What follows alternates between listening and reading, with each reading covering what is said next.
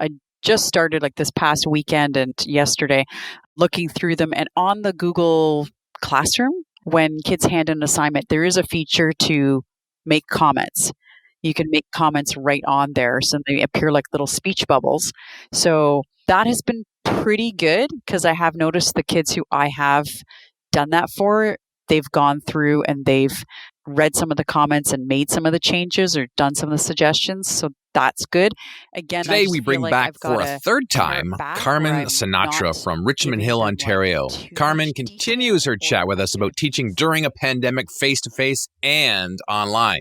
By sticking around, you'll hear us discuss two big struggles: how to use portfolios for assessments instead of tests without drowning, and how to manage giving out feedback so you can still stay sane. This is another Where Are They Now Math Mentoring Moment episode where we talk with a member of the Math Moment Maker community who is working through struggles, and together we brainstorm possible next steps and strategies to overcome them. John, are you ready to do this? As always, hit it!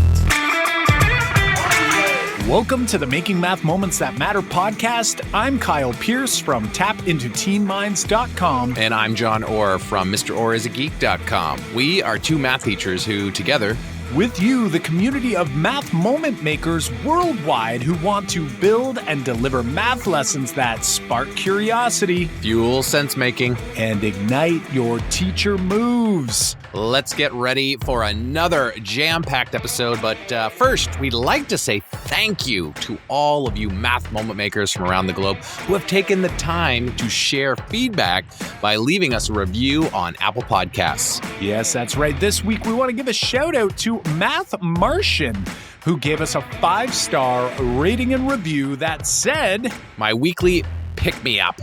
I love this podcast. I listen to it each week, and when I start to get flustered with administration, paperwork, and hoops I have to jump through, it keeps me positive and focused on what's important." We can't thank Math Martian enough for taking the time out of your day to help grow the podcast through positive ratings and reviews. It means so much. And because Math Martian shared a screenshot of his review on social media, this Math Moment Maker has been entered into our rating and review contest for one of 5 copies of Peter Liljedahl's new book, Building Thinking Classrooms in Mathematics Grades K-12. Right, that is so awesome. And actually, in my own district, we are starting a book talk around this very same book. So clearly, it is near and dear to our hearts. So here's the details on how you can get in as well. Step 1, we're going to have you head over to Apple Podcasts and leave us a rating and review. If you're on a different platform and there is an opportunity for a rating and review, rock and roll. We'll take it as well. But I think it's really Apple Podcasts is where you have that opportunity. Step 2, take a screenshot of your review and share it on Twitter or Instagram, mentioning @MakeMathMoments, or in our free private Facebook group, Math Moment Makers K-12. Awesome. And step 3, this is the final one, and this is just to make it easy for us to find. You're going to hashtag it with MMM giveaway. So hashtag MMM giveaway. And that's it. You're in. Right now, we only get a handful of ratings and reviews each month. So you being all math moment makers, you know your chances are really high of walking away with an awesome read with Peter Liljedahl, our guest from episode 21 and 98, his brand new book, Building Thinking Classrooms. That's right. We'll be giving away 5 copies of this awesome book. And so far, as of this recording, we've only got 10 people in so far. So your chances are super high. Make sure you dive in and get in on this. But this rating and review contest giveaway will be ending on December 31st, 2020. If you're listening after December 31st, 2020, go ahead and leave us a rating and review and follow the same process to be entered into our future giveaways. So we will be having them run periodically. All right, enough from us, Math Moment Makers. Let's get on to this fantastic conversation with Carmen, part 3. Hey there, Carmen. Welcome back to the Making Math Moments That Matter podcast. You know, I think you are the most repeated guest we've had, being this is your third time chatting with us, and we are super pumped. I'm so honored. 3 times. The medal is coming in the mail. If folks haven't listened yet, she was first on episode 92 when we were kind of gearing up for teaching in the pandemic. We were coming up at this September. We weren't really in the classroom yet, and we were planning for it. We had a nice chat about what that looks like and how do we do the thinking classroom? How do we do group work? So if you haven't listened to 92, you might want to get back there and listen to the getting ready to go in the classroom. And then we chatted on episode 102, which was Carmen had got into the classroom, but it was kind of an online model. And I'll let her share what her model looks like in a few moments. But if you haven't listened to 102, get back there because we talked about how do we spark curiosity with abstract math concepts, especially in senior classes. We looked at all-day math blocks and what are some benefits there. So it's a good chat in episode 102. But Carmen, welcome back. How are things going? And again, remind everybody here, what you're teaching, where you're from, all those kind of normal things. Okay, yeah, things have been going pretty well. I'm at Richmond Hill High School in Richmond Hill, and our system currently is that we have one live class in the morning, 2.5 hours, and then we have the rest of our classes online in the afternoon, and the classes they're set for 50 minutes, but by the time kids come on and we get everything set up, it's probably closer to 40, 45 if we're lucky. So the first and the second time I think I chatted with you guys, I actually hadn't even had a live class yet because I happened to have period 1 was my prep period.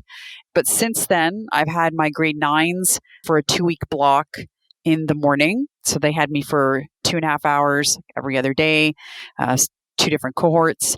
And now I'm actually in the next block with my advanced functions group, and they are coming in every other day. And my other 2 classes are in the afternoon online. So interesting. Such an interesting model. I know we had mentioned it last time, so we won't riff too much on the model. But now I'm wondering, as you already mentioned, I know John mentioned it, you just mentioned it the last time we spoke, and this is kind of one of the reasons why we wanted to get you on for a third time, really, really close to those previous episodes, was to kind of get a sense as to how that face-to-face experience is going. So now, from the sounds of things, when you're doing that face-to-face block, you've got 2.5 hours in the morning, and then you've got 2 groups at 50 minutes each in the afternoon virtually. How is it going? We briefly chatted before hitting the record button. I said, you were just about to go into the gauntlet. How is it going? And are you bruised? Are you broken, or are you rocking and rolling? How's things going? At the beginning, I will say it was pretty overwhelming actually to go from 3 online classes, then to having the one live for 2.5 hours. It was a bit stressful, and it's stressful in the fact that we're in the middle of a pandemic. We're wearing face masks, we're wearing shields, we're cleaning constantly. And it was a bit stressful just knowing that you're there with the students, and I had kids actually live in front of me. So you have to be more careful of what you're doing and being mindful of their safety and your safety. So it took a little bit of getting used to. And then when things kind of settled down, and I feel like our school went through a little bit of growing pains in terms of how do we deal with when students are not feeling well, things like that. But it's really settled now, I feel, and it's been much more settled and calm about things, and kids are getting used to it. I think at the beginning there was a lot of wild eyes, like, oh my gosh, how are we going to do this? What are we doing? And we're making do with how things are going. It's definitely tough, I think, no matter what your situation. And I think, we've talked about this on previous episodes with you, how different everybody is. You having to manage, I was just thinking about, I'm in the classroom all day with my students. from 8 till 2:15 and the same class. And we do that every day for a week, and then we flip-flop. We talked in the last episode about some of the silver linings of that, but also the struggles. And I can't imagine you having to do the 2.5-hour block, or so half a day, and then switching to manage online and having also to prepare not only your 2.5-hour block, but also for that same day, all the work that the other classes are doing online when you're not there during the morning with them. So I think there's so much work going on. Yeah. Yeah, you've got a lot to manage and juggle. So Yeah. I'm wondering, in the midst of all of that, because I know that poses a lot of struggles that we can get into here today too, but would you be able to share a success in the last couple weeks since our last chat, even though we know that this is tough for everybody? I've definitely found that even going back to the building thinking classrooms, even when you are in the middle of trying to keep everybody safe, it still can be managed. And when it does happen, it's a great feeling. I had my 9 applieds, I had them up at the whiteboards, and I had one student say, my mom is really nervous about social distancing. And she said, but look, we're making it work, miss. We're 6 feet apart. But they were still, she was at the whiteboard. She had her own marker. My classroom, thankfully, has a lot of whiteboards around the room. So there was a lot of room. And I had 3 of them in a group, quite far apart, but yet they were still able to talk. I'm lucky in the fact that my 9 applied class was very small. And so when they split them in 2, I actually only had 7 in one group and 8 in the other. So it was great. And there was a day when we were doing area of composite figures, and I was just projected one on the screen. I said, here you go, try it out. And when that one group was finished, I said, show me another way. And they were really getting into it. It was really great to see. In that same class, I had a student who her English is not very good, recently come to Canada, paired her up with a girl who's very outgoing, and the 2 of them were pointing at things, not touching each other, but still, pointing at things. And that visual really helped that student. And the smiles coming out on their faces, even though they're below masks, you still see them. They're still there.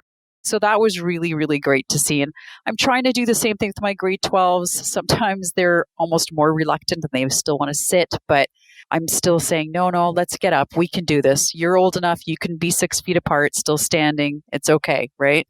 And they're doing it. And some days are better than others to get them up, but I really think that I can't have them sitting for 2.5 hours. Oh, goodness. Even back in I'm going to say the olden days when we used to teach 75-minute periods, right? Back then, that was even long. And we've mentioned it before on a previous episode. I've done a shadow day where I've gone and shadowed a class of students and did what they did. And I was like, oh my gosh, there's so much sitting. So imagine 2.5 hours in the same room. But again, the visual I got when you were describing your applied group, that a class of students who are in an applied class, that small group size, though, must offer such an interesting dynamic from the perspective of being able to differentiate a little better and spend more time with students to be able to get some of that formative information. And again, that silver lining that sort of emerges from this in all the challenges. And again, I don't want to discount how difficult that must be, where you're literally teaching all day long. And in John's case, it's all day long with the same group, but it's at least when you're planning that, I have to at least assume that it's at least you're it's the same class. So you don't feel like you're jumping all over the place. But when you have multiple classes going and multiple cohorts going, it's very confusing. Yeah, what a struggle. So, I'm so happy for you. I'm happy to hear that you've got a success and some successes that, you feel like you can reflect on. So tonight, let's not waste any more time. What can we dive into here now that you've been through, we'll say, a few weeks of this face-to-face / online model? What could we dig in? What are some challenges or current hurdles that are, we'll call it a good friend from the Ministry of Education here in Ontario, Jim Strachan, always says, what's the pebble in your shoe right now? That thing it's there, I'm getting through it, but it'd be great if I could get rid of that pebble. What's the pebble for you? We are trying to implement portfolios in all of my classes. I've got Probably about almost half of my math department is doing some kind of portfolio. So half of our classes, which I think is fantastic. And part of that just came out of the need because we've been told we're not going to have final exams. So we have to have something else. And I've been tossing around this idea, and you talk about the silver lining. I've been talking about this kind of idea for a little while because one of my colleagues does the markless classroom, and I do as well for my nines. And she often does conferencing. And we're like, how can we make this conferencing a little better? Well, this idea of digital portfolio, John, I saw it from you as well on Freshgrade, you talked about it. So we're trying to implement this portfolio, and I'm finding a lot of good things, but kind of here to ask some advice. And probably one of the biggest things is kind of time management. How do you manage all these portfolios from students in a way that I can get feedback to them in a reasonable amount of time? And how do I get them to put in what I want, I guess, to not have it be, so I don't want to say shallow, but maybe that's the way. It's a bit of a, I have different standards. Obviously, 9 applied is going to have a different standard than a 12 advanced, right? Functions. So, and I'm seeing lots of good things, but yeah, kind of here for advice, time management, and how do I get them to dig deep? Gotcha. Okay, so let's kind of dig deep a little bit on what this looks like for you, because I think when you say digital portfolios, that could mean lots of different things to lots of different people. So paint me a snapshot. I have a couple questions just to kind of like paint every listener right now a snapshot. But let's say in a traditional math class, a teacher might teach some lessons, and then that's in a unit, and then they would have a unit test. And so let's start there. Like, are you having tests still, quizzes still, or is everything just portfolio? We are not having tests, but we are having quizzes online and in the classroom. Okay. Yeah. And the decision behind that, we talked about it as a department. We have so few classes face to face with students. Really, when it comes down to it, because we have this rotation schedule, it amounts to having about, I think it's, I want to say 9 to 10 of these 2.5-hour classes for each course. Like, that's actually not that much. And, Yeah. you The know, rest is online. if you're thinking about then filling that time with a test, let's say every time they're in, there's a 2-week, it's just not reasonable. Yeah. If they're with you, you want to maximize that time and get as much thinking out from them so that you can see it and help them. The last thing you're going to want to do is say, hey, let's spend an hour and you just show me what you know on a piece of paper instead of actually demonstrate, learn. Because you could do that online. Like you said, it does seem reasonable for you to have, say, a quiz online. Okay, let's keep going with what a portfolio kind of looks like. So timing wise, like, are you scheduling portfolios? Like, why don't you pretend we're your students and then you explain this to us? So what we did was, one of my colleagues was working as a consultant last year, and she developed some of these materials. They've made a Google slide document, I guess, and within there we have a template. And so what we've done is we've listed out the expectations for the unit. For the grade 12s, it was almost verbatim from the curriculum documents. For the grade 9s, I simplified it and put in some like I can statements. So I have that on there. And then what we've done is we've highlighted about, I think for the grade 12s, I highlighted 3 of them. And I said, I want you to show me evidence of your learning for these 3, and then pick one more of your choosing. And then we showed them, we had a number of blank templates of how you could show us your learning. So you could upload a video of you describing your solution. One of the templates that I really liked was one where it said, this is what I used to think, and this is what I think now. And you could put in some information about a topic and how you misunderstood it and now you understand it. So that's what we've showed all of the students. We actually went through, I took some time in class to explain it. We actually have like a little explanation sheet for like, here's some instructions, kind of how you're going to do it. And on the Google Classroom, I made an assignment and I made a copy for each kid so that they have their blank copy. And so we just finished for the grade 12s. They did their unit 1 polynomial functions and I've started to look through them. And my grade 9s takes a little bit more time with them to kind of explain how it's going to work. With the grade 9s, I have a tracking sheet for those guys for their marks. It's not really marks, it's a markless system. And I've showed them the exact same kind of expectation sheet, like it has the expectations listed. And then I've said, if you see X's on certain areas, those are areas that you're going to need to work on and you're going to need to show me. So those are the ones I want you to show me. So I'm guiding them a lot more than I would my grade 12s. Does that kind of help explain how I've done it? No, definitely. And I'm picturing this. First of all, it sounds super proactive, especially given the situation. Now, pre-COVID, I've been talking about trying to encourage some teachers in my district, especially our high school teachers, to start at least considering, not necessarily for them to throw away tests or anything like that. They can still do some of that work as well, but really to try to use portfolios as a way to truly get a sense of what students are, where they are and where the assets are. So the things kids are bringing with them, and then some of the things that maybe they're struggling with. And it sounds like you've got yourself set up in a really awesome way, especially digitally using Google Slides. For those who have never used Google Slides, there's like collaborative features, just like a Google Doc.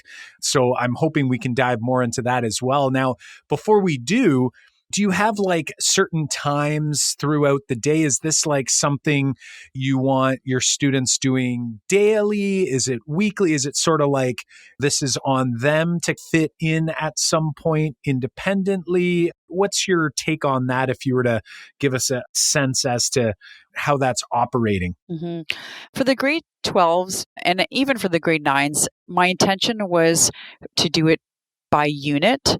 So now that we've finished the polynomials unit, we've said, okay, now we're giving you a quote unquote due date. And I say that because we did tell them we are not going to attach a mark to it just yet.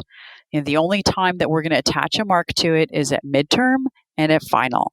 And part of that was just for management from a teacher point of view, because I don't want to have another thing that I need to put a mark to every unit. It takes a lot of time. So that was one of the reasonings behind that. And the other one is simply because if this is a portfolio, it's supposed to be more of an ongoing assessment of their learning. I don't want to stop, hey, I'm going to give you a number now. Right. Stop, close the door on it, and say exactly. This is over when there's maybe more learning to be done. Exactly. So I want to have it being much more fluid, I guess, so that they can constantly be working on it. So part of the issue is, of course, you have some students who, give me feedback on this, miss, give me feedback on this. And I'm like, oh my gosh, I don't have time for feedback that much. What have I done to myself? What have I done? Yeah. So that's kind of where I'm struggling with right now. I think with the grade 9s, part of their difficulty is just sometimes getting used to using Google Slides. It's another layer.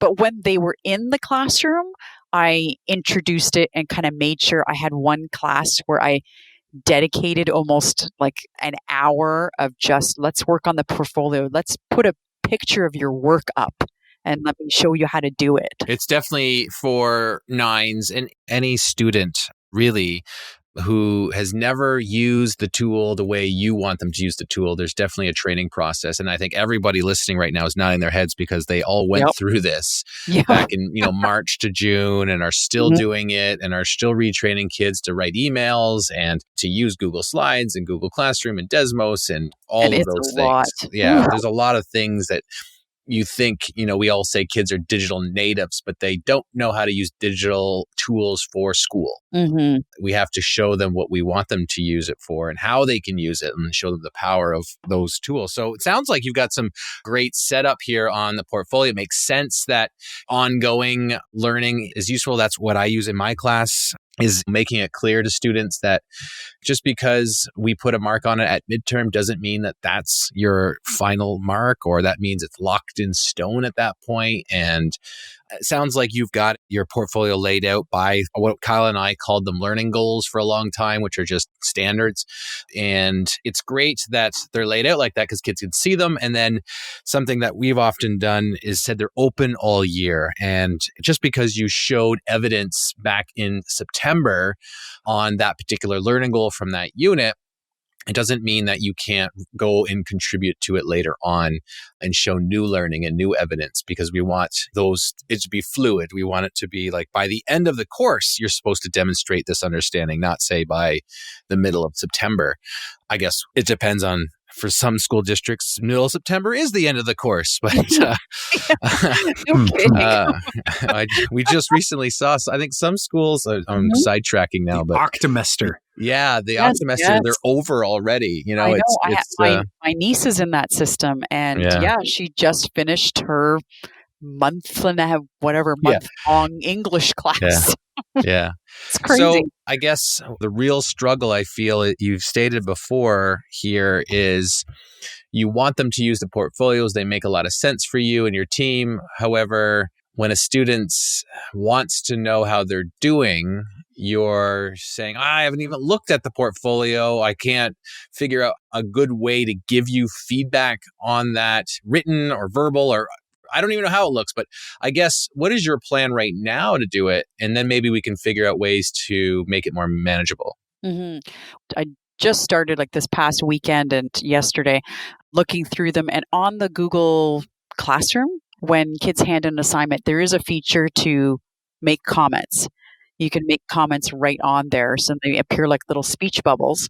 So I've been doing that, and that I find has been really good. I do have to tell the students, I believe you have to open up your file in another window to see the comments. So I'm not sure. Sometimes they say, I don't see anything, and that could be a little frustrating. But that has been pretty good, because I have noticed the kids who I have done that for, they've gone through and they've read some of the comments and made some of the changes or done some of the suggestions. So that's good.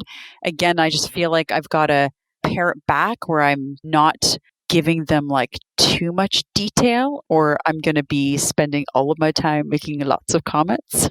Yeah, so that's what I've been doing right now. And it's fine, because on the Google Classroom, once they hit return to me, once they hit submit, I can make some comments and then I can return it back to them. And then we can keep going back and forth. Nice. So I think obviously much of this portfolio, or at least parts of this portfolio, you're probably going to be receiving digitally and having a look at and so forth on your own time. It sounds like in these weeks that you're face to face, because there's really no prep time happening there. And you want your feedback to be timely. So it's not like you're going to wait until you get back to that week where your prep is back or whatever it might be, right? So, I mean, that creates a struggle for obvious reasons. My wonder is there any opportunities? Is there any way throughout, if you were to visualize like your 2.5 hour face-to-face block, do you see with especially like your smaller class sizes, like your grade 9 applied class, is there an opportunity for you to be able to do, I heard you say conferencing was something that your colleague had been doing a lot of, and it sounds like you're either doing or interested in doing. Is there any opportunities there for you to maybe, if let's say I've got this class size of 7, or even in your advanced functions, maybe it's 15 because it's cohorted, to be able to like, in every single face-to-face day, I try to pull 3 students and have them essentially take me through their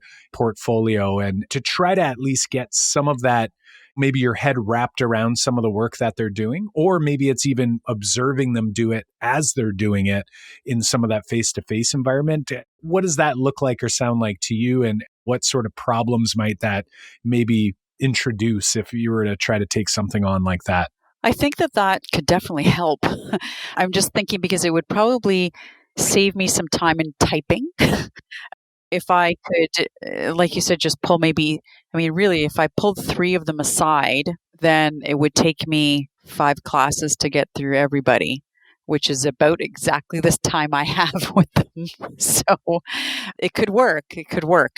In fact, my colleague and I were thinking, and I could just call them up verbally. Like we could, as long as I got my face shield on and if they're standing beside me, I could easily call it up on my screen and we could go through it together and I could make comments verbally. And often verbally helps a lot more too. Sometimes you're typing and typing and typing and you're thinking to yourself, wow, I could have just, it's like when you're texting somebody, I'm texting a long text, I could just call you, right? So same thing. Yeah, I think that could definitely work with the 12s. I definitely see that working because they can be very independent workers. So I wouldn't have to worry about classroom management or anything. And I feel like as well, my colleague and I were talking about this just today. We've taken out test days. We've taken out a lot of the review days that we may have dedicated before a test. We've taken out some of those. And we were actually looking at our timing and we're thinking, I think we're doing okay for timing. And maybe we need to take a pause. And this could be a really good opportunity to, like, what can we do in a pause rather than just saying, hey, here's a review period, guys. Right. Your portfolio and the way you're approaching it, obviously, this is a very different situation than when John and I first started exploring portfolios. And we were doing, it sounds like a lot of the same thinking you were doing, like trying to dabble with this idea and just really trying to experiment on what is going to work. How can I do this without completely losing my mind or my life, like in terms of a time commitment. And something for us that we eventually did, and this was also when we started experimenting with spiraling curriculum content and breaking free from this rigid unit sort of approach to teaching everything, was that we realized that we were doing the review in the past as a means to essentially make kids refamiliarize them with something that they didn't really understand, right? It was just to get them through it. So it was like a reteaching of a unit worth of content. And then we would do it again near exams. We'd go back through the entire course and it was like nothing had ever happened throughout the school year. And it made us realize that we were essentially pulling the wool over our own eyes. So we were essentially kind of helping students to get through, quote unquote, get through these assessments that we had created or these evaluations we had created. And it wasn't a true representation of what they knew. Whereas when we went to this portfolio, things got a lot more clear to us on what students needed, like individual students needed. And I also wonder too, you're saying like maybe if we're face to face, I might be able to pull a couple students or almost make yourself a schedule. And I wonder if we were to flip to the other side and let's say you're thinking about your online groups, and maybe there's something similar going on as well, where maybe it's like, okay, so each day I'm going to look at, and you have yourself like a cap of whatever that number is of these virtual class portfolios. Maybe it's 2 students a day, or maybe it's 4, whatever's manageable, where you can say, okay, I'm not going to allow this to pile up. And I think that's the part that gets us as teachers, whether it's portfolios or assignments or tests, or, if you're an English teacher and it's essays, we let them pile up where they get almost out of control. And it's like haunting to try to dive into this huge task, this huge burden. Whereas if we were to kind of maintain this schedule where we say, all right, let's make a habit of this, that we're only going to do whatever that number is for you. I don't want to say the number, but if it's 3 students a day or whatever it is, it's like you check that off your list. You feel good that you're where you want to be, and then you carry on. And it almost kind of forces you to like maximize, or I guess set a maximum on how much you're going to do here, because it's really easy for us to kind of lose control and just keep on feedbacking. And John, I know you've got some tips as well on like how you might even be able to maybe expedite or simplify some of that process as well, because I heard Carmen, you say oftentimes there's like a lot of typing going on. And even then I've got to assume there's a communication breakdown along the way too, right? Where you're maybe not understanding what the student wrote, or they're not understanding your feedback. John, like, what are your thoughts on some of these ways that you've used? Yeah, so I haven't used the Google Slides as a portfolio yet, but I think I might migrate that way. I want to give it a shot because I think what you've set up here, everyone who's listening, that Carmen shared with us what the Google slide looks like, it's really slick, lots of pre-made kind of templates. I really like the idea. But what I'm leaning towards in Freshgrade is where I've got my portfolio set up, and it's set up very similar to what you've got. We've got learning goals or standards, and kids can upload evidence and pictures and audio and video to their learning goals, and it demonstrates their learning. And then also I provide them next steps in those learning goals, which I've pre-set up. So if you upload some work, but then you want to dive in further, I've got really just follow-up problems to solve, and then kids would solve them and then upload those solutions so I can see more consistency. So the learning goal pod, which I call them, which is really like a folder or a slide, right, on your Google Slides, just holds a lot of different ways they've met that learning goal. So it's a little less choice on my students' end, whereas yours seem to be very like, I can choose whatever I want to put on the learning goal. But to simplify a little bit, which I've found useful in Freshgrade is I can leave audio comment. So instead of me typing, it's easier for me just to explain it. And on Freshgrade, it's pretty simple. You just hit the record button and start going on your phone, and it automatically gets synced to the kid's portfolio. However, I just looked on your portfolio, and you can insert an audio file. So what I would do in that situation would be, I'm looking at the kid's portfolio, I'm on a slide. I would just pull up my phone and use my voice notes and record, hey, I see this. I think you're doing great here, but maybe on your next iteration or your next edition, can you please show how this moves into this? Or maybe try this problem or fix this idea.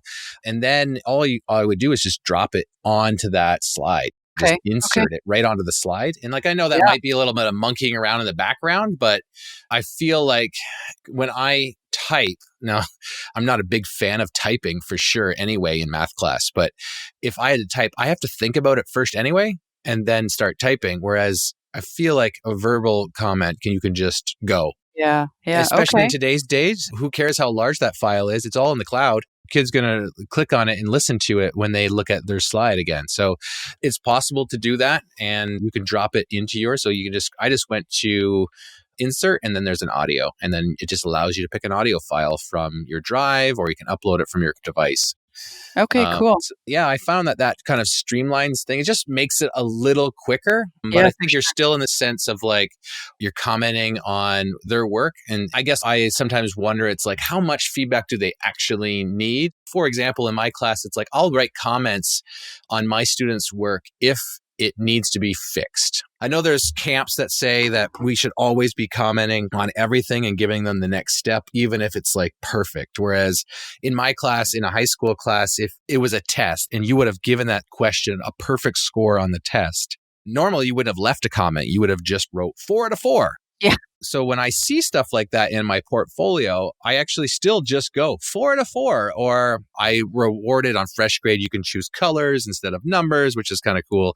It keeps kids like thinking about growth instead of values of scores.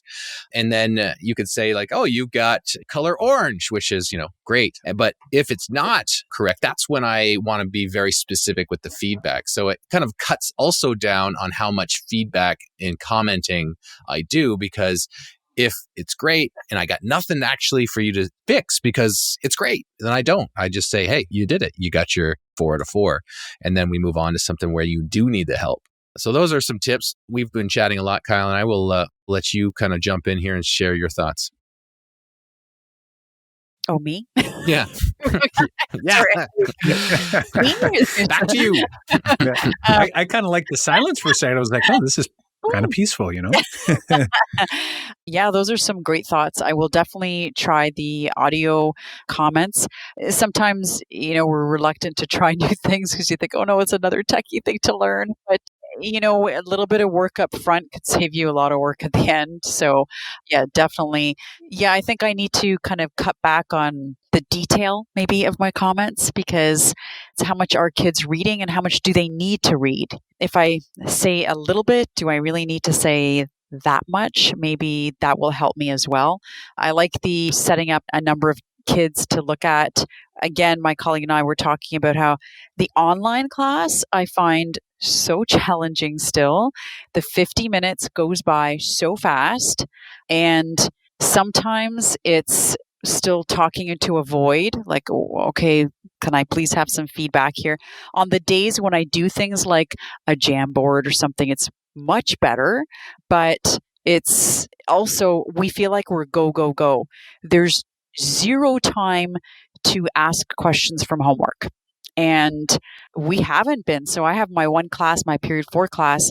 I haven't even seen them yet. And there's just no time to ask for homework. So my colleague and I were saying, maybe we need to like build in a day once a week where we just say, all right, it's time for questions.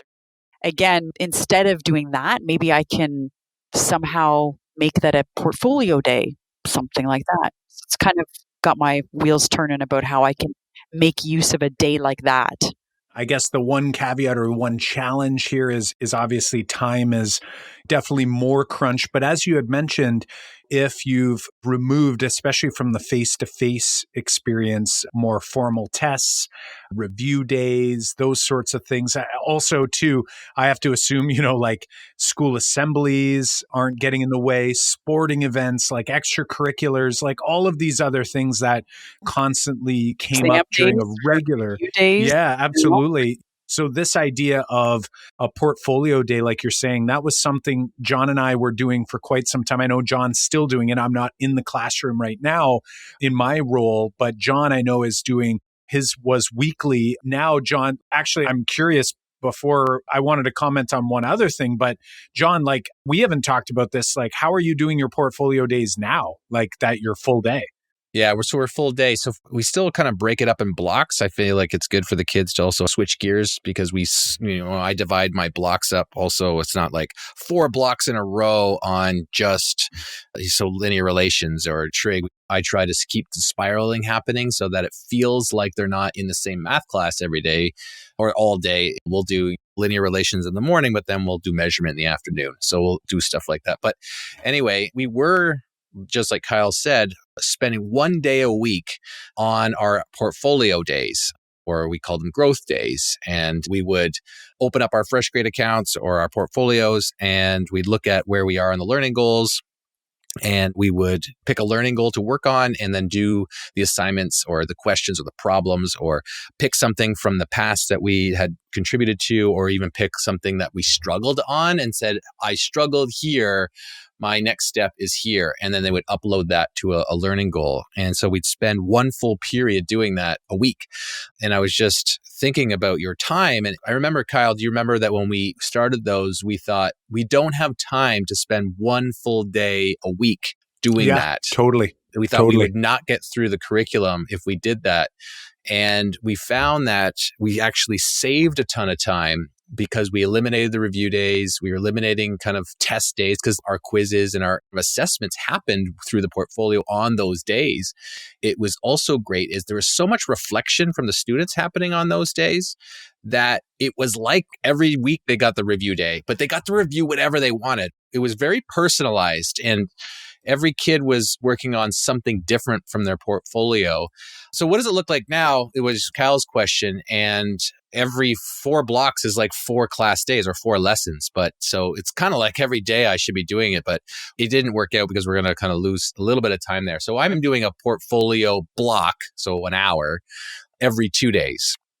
So somewhere in, like today we did it in our 3rd block, and then we'll do it again on Thursday. And after Friday, I won't see that group again for a week, and then they'll come back and we'll do it probably on Tuesday and Thursday or Monday and Wednesday, stuff like that. And John, I think too, like I didn't want to lose this because you had mentioned as well, just this idea of it almost saved us time in a number of ways. But what we tend to do as well was we started to give kids like a question or two on concepts that we actually haven't even explored yet. Yeah. So it was kind of like diagnostic, we would kind of float something out there, and what it started to make us realize was something that, I mean, research has been telling us for a long time, but we just always in our minds made excuses as to why we couldn't do diagnostic assessments was time. So we would just kind of float in a question. it kind of worked in a couple ways. Because first of all, it kind of forced our students to be better problem solvers. Like they had to look at things, and we tried to keep it low floor enough. Like we didn't use a bunch of language that we know they wouldn't have come across yet, but we'd try to at least start with the beginnings of a concept that maybe we haven't introduced yet, or maybe they may have never even seen before. But based on the way the question was stated, it was almost like an early exploration into that idea. And oftentimes we were a bit shocked because, especially the things like, in the past, you'll hear teachers go like, well, we haven't done that yet. And in reality, kids have seen a lot of math throughout the years. Maybe we haven't done it yet this year, but they've done it in the past oftentimes, right? Like fractions is always Especially one the elementary teachers. that grade 9 program, yeah. Oh, Right. Yeah. Like in elementary, they always say, oh, well, we haven't done fractions yet. And it's like, but kids they've been doing fractions since kindergarten. Yes. So like, what's the question we can ask that might be able to actually maybe even save us time from the perspective of like, I was planning to do this big lesson around this, or this big activity or experiment or investigation or whatever it is. And then you realize it's like, oh, they actually already know a lot of this. I can maybe skip over this part and be able to like dive deeper into a different part. So I love that part about the growth days or the portfolio days. I think in doing so, you'll be kind of unlocking some key knowledge. The benefit as well with these portfolio days is that John and I would walk around our classes as kids were working, and we would essentially be evaluating or at least feedbacking their portfolios as they went. So when we were talking about trying to like balance this out a little bit, it's like you're finding a way to use observation and conversation to help. And the final thing before we'll do a final takeaway and wrap this thing up was just this idea. You had mentioned it as well, Carmen, about sometimes we get carried away, right? Like we write too much. Are kids even reading it? How useful is this to take this time and dedicate that much time to this written feedback? Just keeping in mind that you can be reviewing a portfolio and you can make yourself like a 1-point form comment that will make no sense to kids. But if it's to you and you go, today when I see that student, either online or face-to-face, I'm going to have this conversation, that might also really help you as well. So it's like point form, address, blah, blah, blah with Tony. And then, oh, okay, when I see Tony, I'm going to actually elaborate on this rather than me having to write it down. I think sometimes when we write things down in our minds, we feel like we've done it, like we've done feedback. Whereas like when we say feedback or when we actually have that conversation, it's like we don't give it the same credit that it deserves, when in reality, it's probably more useful than the written. So we'll turn that back to you. And any last thoughts on that? Any takeaways today? And I guess really, how are you feeling after the conversation, I think is one of the big pieces we're hoping to hear from you here before we wrap up. Mm-hmm. Definitely feeling like I can make this more manageable, and hoping that it will help out some of my colleagues as well, and that we can get this portfolio going. I really feel strongly about the portfolio. Even the things that I've seen so far with my class really is interesting. You can really tell who really gets the topics and who's just being a little bit superficial. And so I really want to get into this idea of growth with the kids. And I'm excited to try some of these things like leaving audio feedback. I think that can be manageable. I can try that out. And yeah, there's ways to go here. I can even start tomorrow when I see my kids. So that's going to be great. Yeah. We do too, and I think it's going to be a game changer in your class. So, Carmen, we want to thank you one more time, being the third time we've chatted with you here on the podcast. We want to definitely thank you for joining us and sharing your insights and being brave enough to talk about your classroom and your struggles. So hats off to you, but thanks so much. And we look forward to, I guess, I'm sure, chatting with you in the future. Right, Kyle? Yeah, absolutely. Sure. Well, we're wishing you nothing but the best here. It sounds like, honestly, you are making the best out of a difficult situation. So I'm sure everyone who's listening in the Math Moment Maker community, those who are feeling stress and anxiety and just the challenges that everyone's facing, I'm hoping that through this conversation, they're hearing those silver linings, and hopefully it's helping everybody take a step in the right direction. Yeah, everybody's doing their best, doing what we can. We take one day at a time and, learn from our mistakes and move on and try to make things better continuously with your help and with that community that's out there. It's fantastic. Thanks so much, Carmen. We'll talk to you soon. Okay. As always, both John and I learned so much from these Math Mentoring Moment episodes, and in particular, we're really enjoying bringing Carmen on with how relevant her journey has been through this crazy, crazy experience we've been going through in distance learning.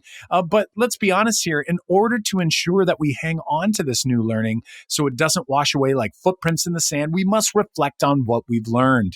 An excellent way to ensure this learning sticks is to reflect and create a plan for you, for yourself, to take action on something you've learned here today. And a great way to hold yourself accountable is to write it down, or even better yet, share it with someone. It could be your partner, it could be colleagues at your school, or with a member of the Math Moment Maker community by commenting on the show notes page, tagging at Make Math Moments on social media, or in our free private Facebook group, Math Moment Makers K-12. Now, since we've discussed so much about assessment throughout this episode, through portfolios and other methods, we wanted to make sure you knew about a course inside the Make Math Moments Academy, and it's called Assessment for Growth. That's right. If you want to take a deep dive into assessment, get started by grabbing a month of membership for free by visiting makemathmoments.com/academy. Yes, that's makemathmoments.com/academy. And just so you know, you can probably get through all of that material within that month. So go check it out. I'm sure you would. Dive in and enjoy the learning. Are you interested in joining us for an upcoming Math Mentoring Moment episode like this one here with Carmen, where you too can share a big math class struggle? You can apply over at makemathmoments.com/mentor. That's makemathmoments.com/mentor. Show notes and links to resources from this episode, as well as full transcripts that are downloadable, can be found at makemathmoments.com/episode 105. Holy smokes, we are over 100 episodes. Again, makemathmoments.com/episode 105. Well, my friends, until next time, I'm Kyle Pierce. And I'm John Orr. High fives for us. And a high five for you. Ooh.